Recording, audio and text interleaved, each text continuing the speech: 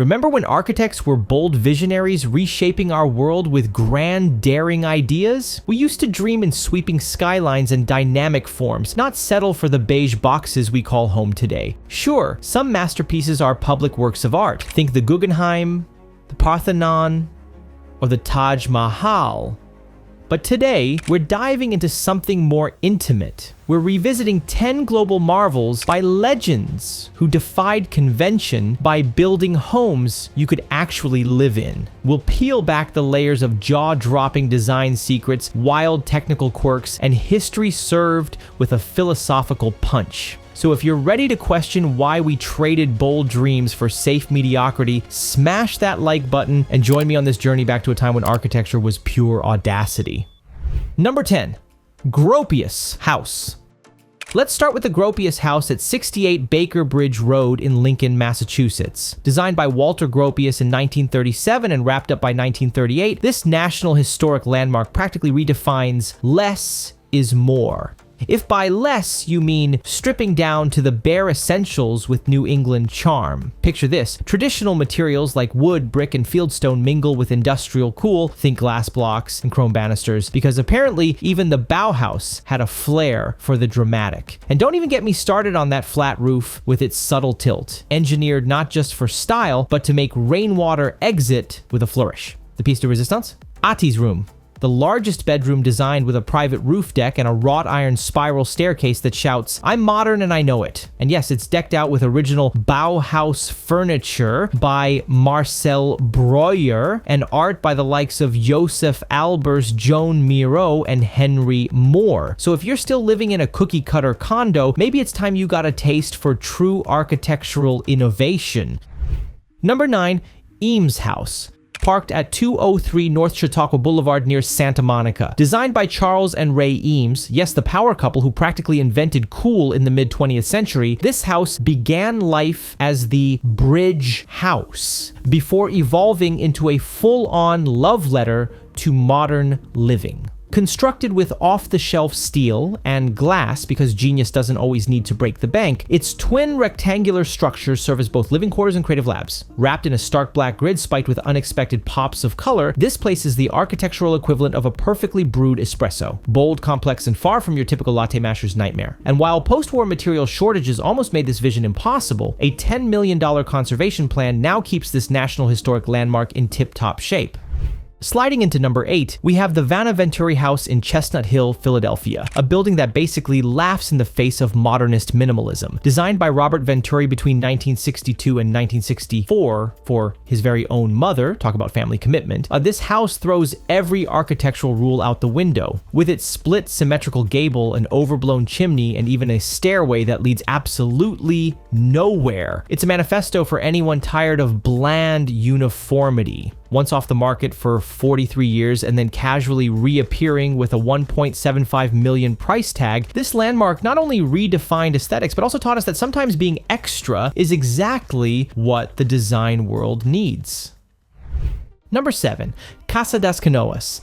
Now, let's jet off to Rio de Janeiro and check out Casa Das Canoas, Oscar Niemeyer's Ode to Organic Modernism. Conceived in 1951 and completed by 1953, this masterpiece is carved into the hillside of Barra de Tijuca. Did I say that right? If you're Brazilian, let me know in the comments if I got that right. Effortlessly blending with Brazil's lush, untamed landscape. Niemeyer's signature curves in reinforced concrete and expansive glass walls practically force nature to become a permanent guest in the house. Imagine lounging by a sinuous pool that mirrors an elegantly undulating roof while soaking in views of the Tijuca forest. It's like living inside a living, breathing piece of art. And with gardens curated by Roberto Burle Marx and art from Alfredo Ceschiati and Candido Portinari, this isn't just a home. It's a tropical extravaganza that makes every other design feel like a dry lecture. Number 6, Gehry Residence. Heading back to sunny Santa Monica, we land at the Gehry Residence, a project that turned a 1920s Dutch colonial into a deconstructivist statement so bold it practically slaps you in the face. Frank Gehry's renovation from 1977 to 1979 with a gutsy update in 1991 used everyday materials like corrugated metal, plywood, and chain link fencing to create an exterior that's as chaotic as it is captivating. The design is a wild cocktail of exposed wooden beams, preserved fireplaces, and modern twists that challenge your traditional notions of home sweet home. Sure, the neighbors might have once thought it was an eyesore, but this project paved the way for icons like the Guggenheim in Bilbao. It's a testament to the fact that sometimes you've got to break all the rules, even if it means your block will never be the same again. If you're too scared to let your taste run wild and embrace a little architectural anarchy, then maybe stick to your cookie-cutter suburbs. This house isn't for the faint of heart. At number 5, we confront the Farnsworth House, a stark glass and steel retreat designed by Ludwig Mies van der Rohe between 1945 and 1951 that's as much a lesson in minimalism as it is a reality check. Floating above the Fox River floodplain in Plano, Illinois, this 1,500 square foot wonder features floor-to-ceiling glass walls and a hovering steel frame that practically erases the boundary between indoor and nature. Mises' less is more philosophy is on full display here, but let's be real, minimalism isn't always practical. Single-pane glass means you're at the mercy of the elements, turning your dream retreat into a literal hot mess when the sun blazes down or the river overflows. And while the legal feuds and constant maintenance issues are a technical history lesson in themselves, Farnsworth House remains an iconic cornerstone of the international style, proving that even perfection has its imperfections. Swinging into number 4, we hit the Kaufmann Desert House in Palm Springs, a Richard Neutra masterpiece that redefined what a desert retreat could be back in 1946. Set on a 2.18-acre plot, this 3,162 square foot marvel is all about that indoor-outdoor magic. Expansive glass walls, sliding doors, and meticulously arranged courtyards blend the lavish interiors with the unforgiving desert outside, like the ultimate high-end mirage. Neutra wasn't just designing a home, he was crafting a climate-controlled oasis with cantilevered roofs for shade, radiant floor heating and cooling, and natural ventilation that even modern smart homes envy. And then there's the Gloriette, a raised patio boasting panoramic views of the San Jacinto Mountains, a detail that practically shouts, "Welcome to luxury." Commissioned by Edgar J. Kaufmann, the same visionary behind the Fallingwater Commission, which is coming up later, stay tuned for that, this house is a masterclass in turning desert extremes into a lifestyle.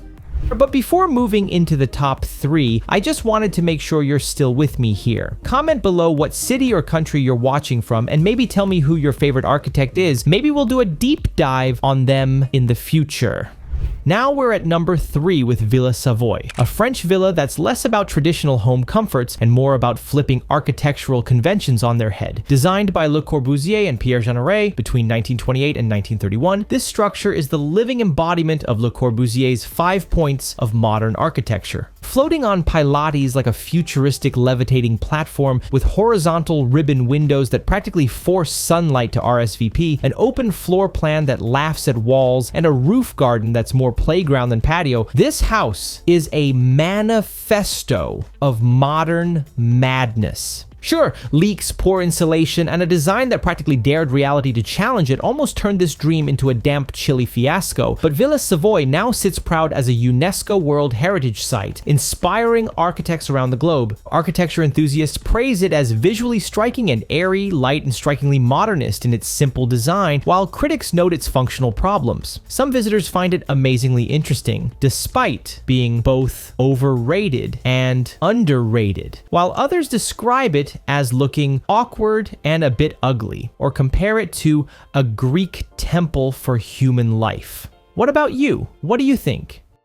Coming in hot at number 2 is Fallingwater, Frank Lloyd Wright's legendary masterpiece built in 1935 that practically forces nature to be part of your living room. Suspended over a cascading waterfall in Pennsylvania's Bear Run Nature Reserve, this home is the poster child for organic architecture, with daring cantilevered terraces that seem to float above the water and a blend of local sandstone, glass, and steel that echoes the rugged landscape. Fallingwater is less a house and more a symphony of engineering defiance. defiance. Yes, the terraces sagged, the budget ballooned from an estimated $35,000 to a staggering $155,000, adjusted for the madness of inflation, and the restoration bills could make your accountant cry. But over 5 million visitors can't be wrong. Wright's creation isn't just a home, it's a living sculpture that dares you to reimagine the relationship between built form and nature.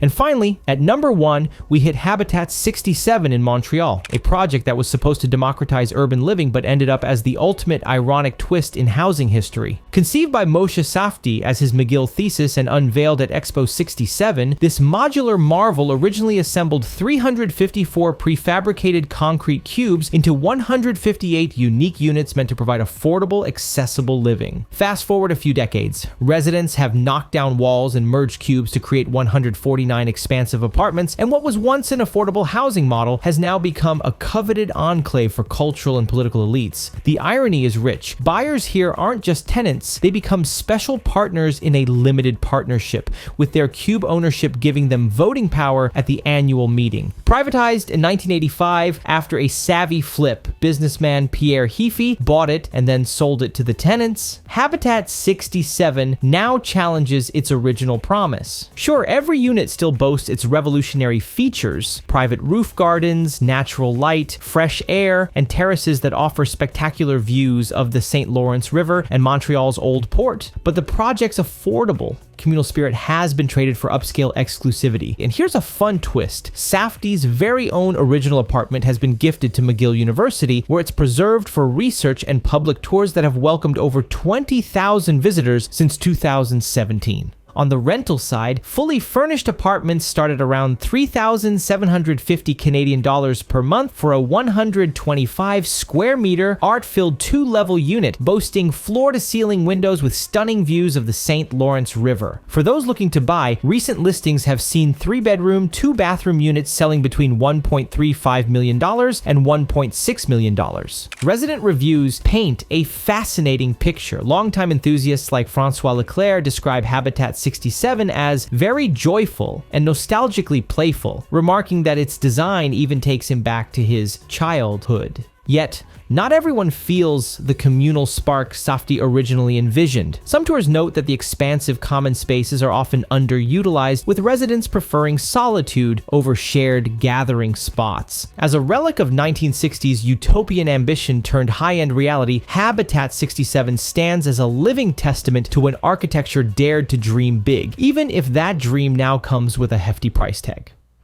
And that's a wrap on our countdown of homes that didn't just change architecture, they obliterated the boring and conventional. From the stark genius of Farnsworth House to Habitat 67's audacious modular rebellion, these masterpieces aren't just structures, they're declarations of technical brilliance and unapologetic innovation. If this brutal, eye-opening dive into architectural history has you rethinking your own drab digs, drop a comment below on which house blew your mind the most. And if you're ready to leave mediocre living behind, hit subscribe and ring that bell. Because if you can appreciate a little disruption, you won't want to miss what's coming next. We'll catch you in the next video.